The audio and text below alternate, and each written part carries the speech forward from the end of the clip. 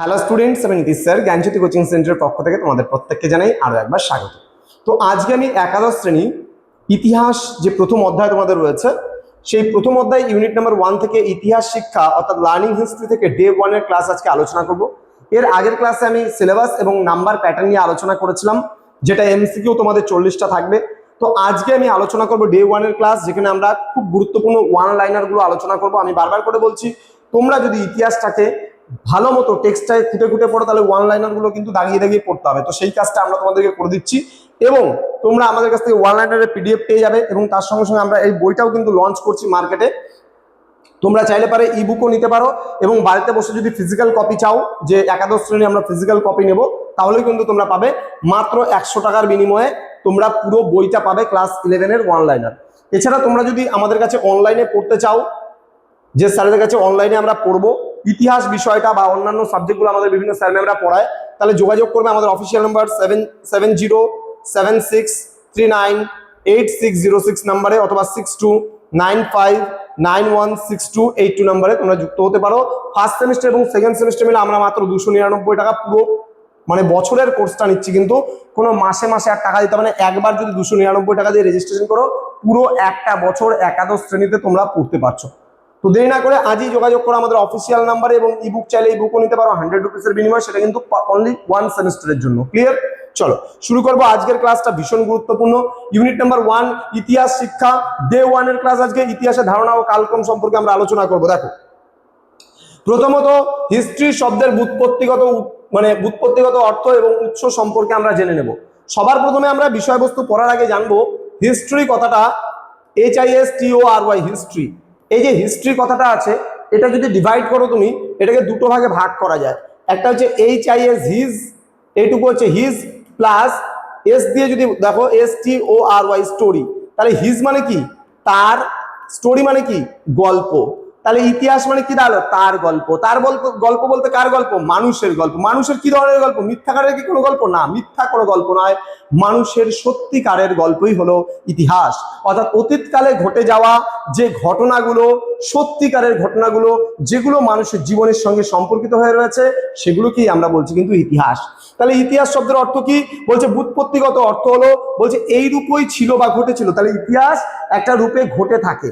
তাহলে প্রাচীনকাল থেকে শুরু করে বর্তমান দিন পর্যন্ত ইতিহাস কিন্তু ঘটে গেছে কাহিনীগুলো।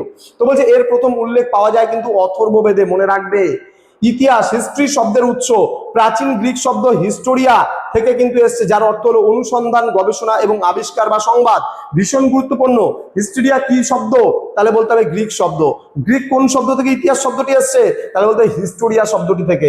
এবং হিস্টোরিয়া কথার অর্থ কি? অনুসন্ধান, গবেষণা, আবিষ্কার এবং সংবাদ। পরীক্ষায় কিন্তু প্রশ্ন আসে ভীষণ গুরুত্বপূর্ণ লাইনগুলো, এবং যেগুলো গুরুত্বপূর্ণ পরীক্ষায় আসার মতো, সেগুলো নিয়েই কিন্তু আমরা তৈরি করেছি আজকের স্লাইড, আজকের ক্লাসটা। দেখো, এবার ইতিহাস সম্পর্কে বেশ কিছু ঐতিহাসিক কিছু কথা বলেছেন। যেমন বিউরি নামক একজন ঐতিহাসিক আছেন, তিনি কি বলেছেন? যে ইতিহাস প্রকৃত অর্থে একটি বিজ্ঞান, তার কিছু মাত্র বেশি বা কম নয়। History is a science, no less no more. মানে ইতিহাস হলো একটা বিজ্ঞান, এর কমও না আবার এর বেশিও কিন্তু না। এবার ইএইচ কার কি বলেছেন? যে ইতিহাস হলো ভাঙা টুকরো দিয়ে জোড়া এক বিশাল ধাঁধা, যার অনেক টুকরো হারিয়ে গেছে। তাহলে আজকে ইতিহাসে যে বিষয়গুলো ছিল, তাহলে একটা সময় যেগুলো মানুষের অ্যাক্টিভিটিস গুলো করতো, আজকে অনেক কিছু তার হারিয়ে গেছে, কালের প্রকোপে ধুয়ে মুছে অনেক কিছু নষ্ট হয়ে গেছে। কিন্তু তারপরেও যে জিনিসগুলো আছে, সেগুলো টুকরো টুকরো জিনিসগুলোকে নিয়ে বাঁধা একটি ধাঁধাকে আমরা বলতে পারি ইতিহাস। ক্লিয়ার? ওকে। দেন হেনরি পিরেন কি বলেছেন? তিনি বলেছেন, আমি জীবনের সন্ধান করি, জীবনকে ভালোবাসি।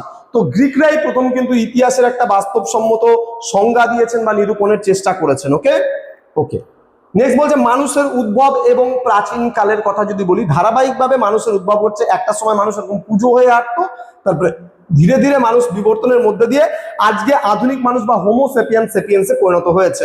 তো আধুনিক মানুষের উদ্ভব প্রসঙ্গে এখানে কি বলেছে?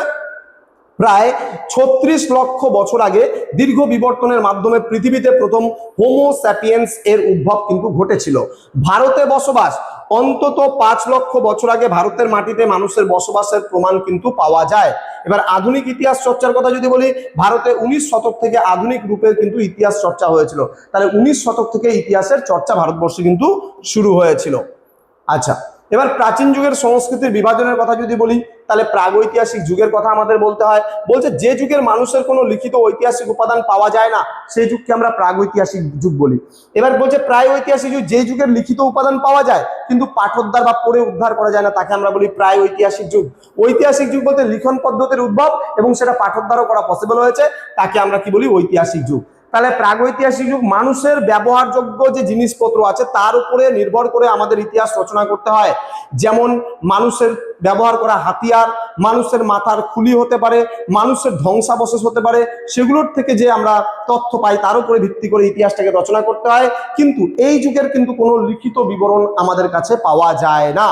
কিন্তু প্রায় ঐতিহাসিক যুগের সভ্যতা বললে আমরা হরপ্পা সভ্যতার কথা বোঝাতে পারি। এবার হরপ্পা সভ্যতায় অনেক কিছু লিখিত অবস্থায় পাওয়া গেছে কিন্তু সেগুলো কিন্তু পড়ে উদ্ধার করা যায় না, সেগুলোর যে ভাষা আছে সেই ভাষাগুলো কিন্তু পড়ে সবটা কিন্তু উদ্ধার করা যায়নি। আজকে যদি হরপ্পা সভ্যতায় প্রাপ্ত লিপিগুলো থেকে যদি সমস্ত ভাষাগুলো পড়ে উদ্ধার করা যেত তাহলে ইতিহাসের অনেক অজানা তথ্যই কিন্তু আমরা আজকে জানতে পারতাম। ওকে, দেন ঐতিহাসিক যুগ বলতে যে যুগের লিখিত বিবরণ আছে এবং পড়ে বা পাঠোদ্ধার করা গেছে তাকে আমরা বলি ঐতিহাসিক যুগ। তাহলে আশা করছি যুগ বিভাগটা বুঝতে পেরেছো। এবার এই যুগ বিভাগ করার ক্ষেত্রে আমি তোমাদের একটু বলে দিচ্ছি, তোমরা একটু লিখে নাও। যেমন ভারতের ইতিহাসকে আমরা যদি ভাগ করি, ভারতের ইতিহাসকে আমরা তিনটা ভাগে ভাগ করতে পারি। একটা হচ্ছে প্রাচীন যুগ বা হিন্দু যুগ যেটাকে আমরা বলি, আর একটা মধ্যযুগ বলি আমরা যেটাকে মুসলমান যুগ বলা হয়, আর এটা হচ্ছে আধুনিক যুগ যেটাকে আমরা ব্রিটিশ যুগ বলি। আধুনিক যুগ যেটা ঐতিহাসিক জেমস মিল কি করেছে, মানে জে.এস. মিল যে আছে সেই জে.এস. মিল কিন্তু কি করেছে তিনটা যে ইতিহাসের যে যুগ বিভাগ করেছে সেখানে হিন্দু যুগ, মুসলমান যুগ এবং ব্রিটিশ যুগ বলে কিন্তু তিনি উল্লেখ করেছেন। এবার প্রাচীন যুগকে আমরা যদি ভাগ করি তাহলে প্রাচীন যুগকে আমরা তিনটা ভাগে ভাগ করতে পারবো। একটা প্রাগৈতিহাসিক যুগ বা প্রস্তর যুগ বলি আমরা এটাকে, প্রাগৈতিহাসিক যুগ। দেন এটাকে প্রায় ঐতিহাসিক যুগ বলি, প্রায় ঐতিহাসিক যুগ, ঐতিহাসিক। আর এটা হচ্ছে ঐতিহাসিক যুগ বলি এটাকে, হ্যাঁ ঐতিহাসিক যুগ, ঠিক আছে। এবার ঐতিহাসিক দন্তা সরি ঐতিহাসিক যুগ। এবার প্রাগৈতিহাসিক বা পাথরের যুগটাকে আমরা তিন ভাগে ভাগ করি। প্রাচীন প্রস্তর যুগ, প্রাচীন প্রস্তর যুগ, মধ্য প্রস্তর যুগ এবং নব্য প্রস্তর যুগ হিসাবে আমরা তিনটা ভাগে ভাগ করি। এবার প্রাচীন যুগটাকে বা প্রাচীন প্রস্তর যুগটাকে আমরা আবার তিন ভাগে ভাগ করি। এটা হচ্ছে প্রাচীন পুরা প্রস্তর যুগ, লিখে নাও তোমরা, প্রাচীন পুরা প্রস্তর যুগ, এটা হবে মধ্য পুরা প্রস্তর যুগ, মধ্য পুরা প্রস্তর যুগ এবং নব্য পুরা প্রস্তর যুগ, নব্য পুরা প্রস্তর যুগ। এটা হচ্ছে প্রাচীন যুগের পুরো শ্রেণী বিভাগ। এবার মধ্যযুগের যদি শ্রেণী বিভাগ ধরি আমরা একটা সুলতানি যুগ, একটা মুঘল যুগ, এই দুই ভাগে ভাগ করি। আর আধুনিক যুগটাকে প্রায় 200 বছরের যে রাজত্বকাল আছে সেটাকে আমরা 1707 থেকে শুরু করে আমরা অনেক সময় 1857 অব্দি অনেক ঐতিহাসিক মনে করেন, আবার কোনো কোনো ঐতিহাসিক বলেছেন 1757 থেকে শুরু করে 1857 পর্যন্ত এই সময়কালটা, এবং 1858 থেকে শুরু করে বর্তমান কাল পর্যন্ত এটা আধুনিক যুগ অনেকে বলেছেন। 1707-এ শেষ শক্তিশালী মোগল সম্রাট ঔরঙ্গজেব মারা গেল, তারপরে বলা হয় অনেকে মোগল যুগের সমাপ্তি হওয়ার পর থেকে একবারে মহাবিদ্রোহ পর্যন্ত, মানে মহারানীর ঘোষণাপত্র যতদিন জারি না হলো ততদিন পর্যন্ত ইংরেজ ইস্ট ইন্ডিয়া কোম্পানির শাসন ছিল। এই প্রথম 100 বছর ধরা হয় এটাকে, মোটামুটি এটাকে অনেক ঐতিহাসিকরা ধরেছেন যে পলাশির যুদ্ধ থেকে শুরু করে মানে এটা হচ্ছে মহাবিদ্রোহ পর্যন্ত, যেটা 1757 সালে পলাশির যুদ্ধ হয়েছিল সেখান থেকে শুরু করে 1857 পর্যন্ত অর্থাৎ মহাবিদ্রোহ পর্যন্ত যে সময়কালটা রয়েছে সেটাকে কোম্পানির শাসন এবং পরবর্তীকালে ব্রিটিশ সরকারের শাসন কিন্তু চলছে। বর্তমানকালে এখন নেই, যেটা 1947 অলরেডি সমাপ্ত হয়ে যাওয়ার পরে। কিন্তু আমরা যদি আধুনিক যুগ বিভাগটার কথা চিন্তা করি তাহলে বর্তমান কাল পর্যন্ত কিন্তু আমরা ধরি। ঠিক আছে, আশা করি ব্যাপারটা বুঝতে পেরেছো। প্রাচীন যুগের পুরো ভারতের যে যুগ বিভাগটা সেটা আমি পুরোপুরি দেখিয়ে দিলাম তোমাদের এখানে। ক্লিয়ার?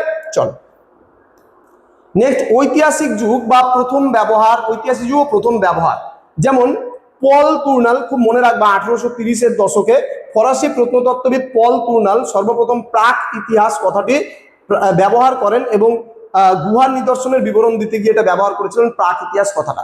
এছাড়া রয়েছে ড্যানিয়েল উইলসন, বলছে ইংরেজিতে প্রি হিস্ট্রিক শব্দটি প্রথম ব্যবহার করেন তার বিখ্যাত গ্রন্থে the archaeology and pre historic annals of Scotland, এই গ্রন্থের মধ্যে প্রি হিস্ট্রি কথাটিকে ইংরেজিতে তিনি ব্যবহার করেছেন। তাহলে প্রি হিস্ট্রি কথাটি সর্বপ্রথম কে ব্যবহার করেন ইংরেজিতে, তাহলে বলতে হবে ড্যানিয়েল উইলসন। আর বাংলায় কে ব্যবহার করেছেন প্রাক ইতিহাস কথাটি, তাহলে বলতে হবে পল ক্লুনেল। এই দুটো প্রশ্নই কিন্তু ভীষণ গুরুত্বপূর্ণ প্রশ্ন। ক্লিয়ার? আচ্ছা, এবার প্রস্তর যুগের উপবিভাগ আমি তোমাদেরকে বলে দিলাম। প্রস্তর যুগ বা প্রাগৈতিহাসিক যুগকে আমরা তিনটা ভাগে ভাগ করি। প্রাচীন প্রস্তর যুগ, দেন মধ্য প্রস্তর যুগ যেটাকে আমরা মেসোলিথিক এজ বলছি, প্যালিওলিথিক এজ মানে প্রাচীন প্রস্তর যুগ, মধ্য প্রস্তর যুগ মানে মেসোলিথিক এজ, এবং নব্য প্রস্তর যুগ মানে নিওলিথিক এজ। ঠিক আছে? তো এখানে উদাহরণ দিয়েছে, ভারতের উদাহরণ বলছে হরপ্পা সভ্যতার পূর্বের সময়কাল অর্থাৎ প্রাক হরপ্পা যুগ ছিল কিন্তু প্রাগৈতিহাসিক যুগ। মানে হরপ্পা সভ্যতার আগে পর্যন্ত, হরপ্পার আগে পর্যন্ত ছিল কি বলছে এখানে প্রাগৈতিহাসিক, প্রাগৈতিহাসিক। এবার হরপ্পা সভ্যতাটা ছিল প্রায় ঐতিহাসিক, এবং এর পরের সময়কালটা ছিল ঐতিহাসিক। কেন ব্যাপারটা? কারণ হরপ্পা সভ্যতার আগে কোনো লিখিত বিবরণ পাওয়া যায় না। হরপ্পা সভ্যতাতে প্রথম লিখিত বিবরণ পাওয়া যায় কিন্তু পরে উদ্ধার করা যায় না, যার জন্য প্রায় ঐতিহাসিক যুগ। আর ঐতিহাসিক যুগ বলতে হরপ্পা সভ্যতার পরে যে তথ্যগুলো আমরা পাই সেগুলো পাঠোদ্ধারও করা গেছে। ঠিক আছে? তাহলে এই গেল স্ট্রাকচার। এবার আদিম শিশুকন্যা লুসি, এখানে একটা ছবি তোমরা দেখতে পাচ্ছ লুসি, এখানে যদিও বা এই শূন্যটা এর পাশে হবে, অনেক নিচে নেমে গেছে, স্লাইডিং এর মিস্টেক এটা। আদিম শিশুকন্যা লুসি কি বলছে 1947-এর আবিষ্কার। আফ্রিকার হাদার নামক স্থানে উদ্ধার হওয়া প্রায় 32 লক্ষ বছর প্রাচীন এক আদিম শিশুকন্যার দেহবশেষ পাওয়া গেছে, যেটাকে বলা হয় লুসি। নামটা কিন্তু অবশ্যই মনে রাখতে হবে, যার তোমার হচ্ছে মস্তিষ্কের কি বলছে ধারণ ক্ষমতা ছিল 400 ঘন সেন্টিমিটার। ক্লিয়ার? তোমরা এই ছবিটা একবার দেখে রাখতে পারো। ক্লিয়ার? লুসির ছবি। দেন বলছে প্রায় ঐতিহাসিক যুগ ও হরপ্পা। দেখো এখানে আমরা দেখতে পাচ্ছি এই ছবিটা হচ্ছে ইউনিকর্নের ছবি। ইউনিকর্ন বলতে তোমরা যারা মহেঞ্জোদারো মুভি দেখেছো তারা দেখবে ঋত্বিক একটা ছবিতে একটা স্বপ্নতে একটা ছবি দেখেছিল এক সিংওয়ালা ঘোড়া। এই যে এক সিংওয়ালা ঘোড়া যেটা আছে, একটাই সিং ঘোড়াটার, তো এটাকে বলা হচ্ছে ইউনিকর্নের ছবি, তোমরা একটু দেখে রাখবা। এবার এই যে লিপি যেটা আছে, লিপিতে কি লেখা আছে এটা কিন্তু কেউ পড়ে উদ্ধার করতে পারছে না বা পড়া সম্ভব নয়, যার জন্য হরপ্পা সভ্যতাকে প্রায় ঐতিহাসিক যুগ বলা হয়। আমি বারবার করে বলছি, যে যুগের লিখিত বিবরণ তো আছে কিন্তু যেটাকে পড়ে উদ্ধার করা যায় না বা পাঠোদ্ধার করা যায় না, সেটাকে আমরা বলি কি প্রায় ঐতিহাসিক যুগ। তো হরপ্পা শ্রেষ্ঠ উদাহরণ। বলছে এই যুগে লিপির ব্যবহার শুরু হলেও আজ পর্যন্ত তার সঠিক পাঠোদ্ধার করা কিন্তু সম্ভব হয়নি। এবার সিন্ধু লিপির কথা যদি বলি, হরপ্পা সভ্যতায় ব্যবহৃত লিপির পাঠোদ্ধার কিন্তু আজও অমীমাংসিত রয়ে গেছে। ক্লিয়ার? এবার আমরা যদি বলি যে উত্তর ও দক্ষিণ ভারতে ধাতুর যুগের সূচনার কথা, তাহলে উত্তর ভারতে যদি বলি প্রস্তর যুগ পাওয়া গেছে। প্রস্তর যুগের পরে তাম্র যুগ এসছে, মানে তামার ব্যবহার যখন মানুষ করেছিল, এবং তামার ব্যবহারের পরে কিন্তু মানুষের কাছে লৌহ যুগ এসছে উত্তর ভারতে। কিন্তু দক্ষিণ ভারতে কোনো তামার যুগই কিন্তু আসেনি। এখানে প্রস্তর যুগের পরে সরাসরি আমরা লৌহ যুগটা লক্ষ্য করতে পারি, এটা কিন্তু অনুপস্থিত হয়ে রয়েছে তাম্র প্রস্তর যুগ। ক্লিয়ার? আচ্ছা, এবার পার্থক্য যদি বলতে, দক্ষিণ ভারতে প্রস্তর যুগের ঠিক পরেই কিন্তু লৌহ যুগ রয়েছে, কিন্তু উত্তর ভারতে কিন্তু প্রস্তর যুগের পরে তাম্র যুগ এবং তাম্র যুগের পরে কিন্তু লৌহ যুগটা এসছে। ক্লিয়ার? ওকে। এবার ঐতিহাসিক যুগ ও লিখন পদ্ধতির সময়কালের যদি বলি, বিশ্বের প্রাচীনতম লিপির নাম ছিল মিশর ও মেসোপটেমিয়ায় পাওয়া গিয়েছিল। দেন ভারতের সফল হওয়া পাঠোদ্ধার হওয়া লিপির নাম হচ্ছে মৌর্য সম্রাট অশোকের শিলালেখ। দেন ভারতের ভিন্ন মতে প্রাচীনতম লেখ অনেক ক্ষেত্রে বলেছেন সোহগড় তাম্রলেখ, অশোকের 50 বছর আগে এটা পাওয়া গেছিল। দেন তোমার গাঙ্গেয় উপত্যকার সূচনা যদি বলি আমরা, খ্রিস্টপূর্ব 6ষ্ঠ শতকের পরবর্তীকালে পানিনির ব্যাকরণে কিন্তু এটা জানা গেছে। এবার সুনির্দিষ্ট তারিখ ও আলেকজান্ডার ভিনসেন্ট স্মিথ এর মতে উত্তর ভারতের ধারাবাহিক ইতিহাস জানা যায় 650 খ্রিস্টাব্দ থেকে, মানে 626 বিসি থেকে। কি বলছে, আলেকজান্ডারের ভারত আক্রমণের এই বছরটি হলো ভারতের ইতিহাসের প্রাচীনতম সুনিশ্চিত এবং সুনির্দিষ্ট তারিখ, এটাকে অনেকে মনে করেছেন। তো স্টুডেন্ট, এই ছিল আজকের ক্লাস, যেখানে আমরা আলোচনা করলাম তোমাদের সঙ্গে একাদশ শ্রেণীর ইতিহাসের ডে 1 এর ক্লাস। তো ডে 1 এর সেশন কিন্তু এখানে সমাপ্ত হলো। এরপরে আসবে ডে 2 এর সেশন। ধারাবাহিকভাবে আমরা প্রত্যেকটা বিষয় নিয়ে আলোচনা করব। পুরো ইউনিট 1টা যখন শেষ হবে তারপরে কিন্তু আমরা নিয়ে আসবো তোমাদের জন্য গুরুত্বপূর্ণ এমসিকিউ যে প্রশ্নগুলো আছে, সেই এমসিকিউ প্রশ্নগুলো নিয়ে। তোমরা যারা ভাবছো আমাদের কাছে অনলাইনে পড়বে কিংবা বইটা ইবুকটা পারচেস করবে বা ফিজিক্যাল কপি নিতে চাইলে ফিজিক্যাল কপি নিতে পারো, তারা অবশ্যই যোগাযোগ করবে আমাদের অফিসিয়াল নাম্বার 7076398606 নাম্বারে অথবা 6295916282 নাম্বারে। তোমাদের টোটাল কোর্স ফি রয়েছে পুরো বছরের কোর্স, আবারও বলছি 299 টাকা মাত্র। ঠিক আছে? তো দেরি না করে আজই যোগাযোগ করো আমাদের সঙ্গে এবং যুক্ত হয়ে যাও আমাদের অনলাইন ক্লাসে। দেখা হচ্ছে খুব তাড়াতাড়ি আরো একটা নতুন ক্লাস নিয়ে তোমাদের সঙ্গে। তোমরা প্রত্যেকেই ভালো থেকো, সুস্থ থেকো। Thank you so much. Thanks for watching after all. Thank you.